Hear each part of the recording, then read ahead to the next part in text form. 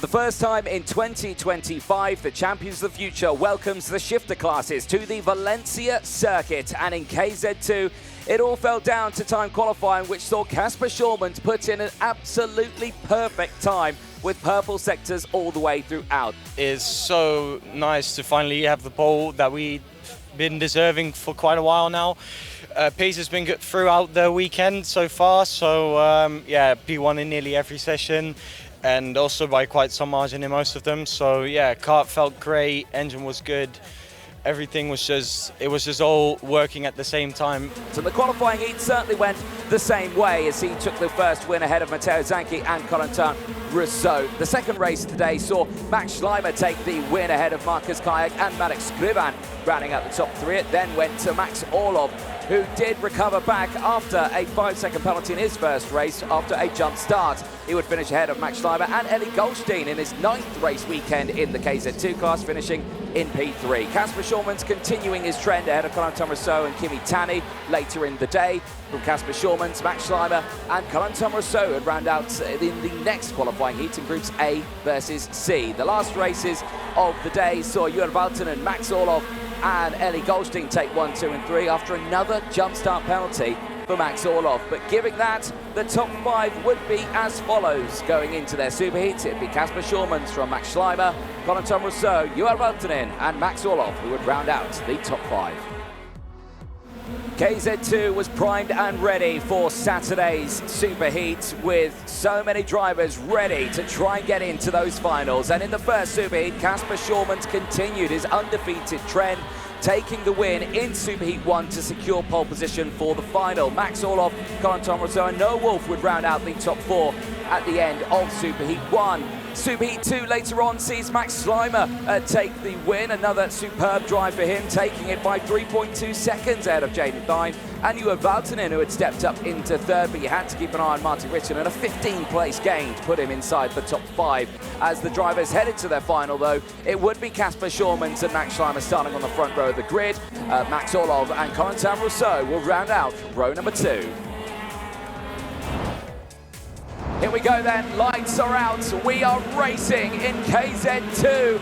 Drama at the background there, one of the karts going onto the grass, but he's all back on now as the whole field of 35 karts sweep around turn number 1. But look at this, once more, it is CPB Sport 1, 2, 3 and 4 here. Jayden Thiem has had a brilliant start to his race as they have sized into the lead. There is Eli Goldstein, who's dropped back a little bit in this order. So we've had dramas for some, and I think that might be Paavo Tontieri who's had a drama there. It's the 239, it is Paavo Tontieri.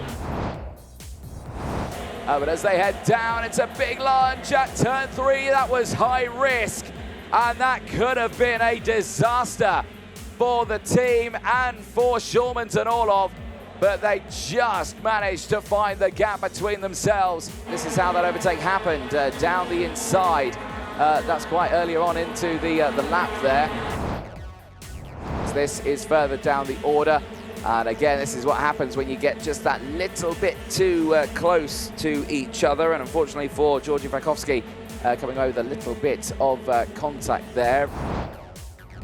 Right, eyes still focused on this one as here we go! Contact between the 2 teammates, Orlov in the lead of this one, battling with Schleimer. That is incredible stuff between the 2 of them. So this was Schleimer trying to go for the move. Oh dear, and Orlov just slamming the door closed there. There is Hugo Besson, as I was calling it, out of the race, and he's with another there as well. Now, who is that? Is that Gavin Lourier? I think it is. There you can see now that the driver of the 224, Matteo Zanchi, is going to be looking for a move here down the inside. He does get that move done, as Thiem did try to go defensive there in towards turn 1. It just did not work out for him.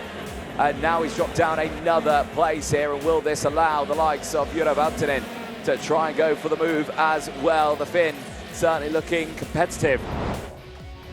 There's unfortunately Simon Reckenmacher pulling into Parc Ferme.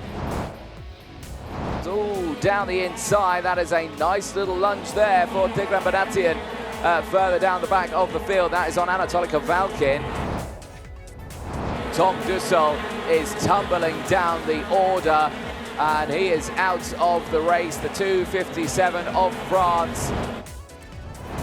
Keep an eye on this fight, though. There's the gap that we were waiting for. Corentin Rousseau makes the move on Kasper Schormans, but it doesn't pan out his way.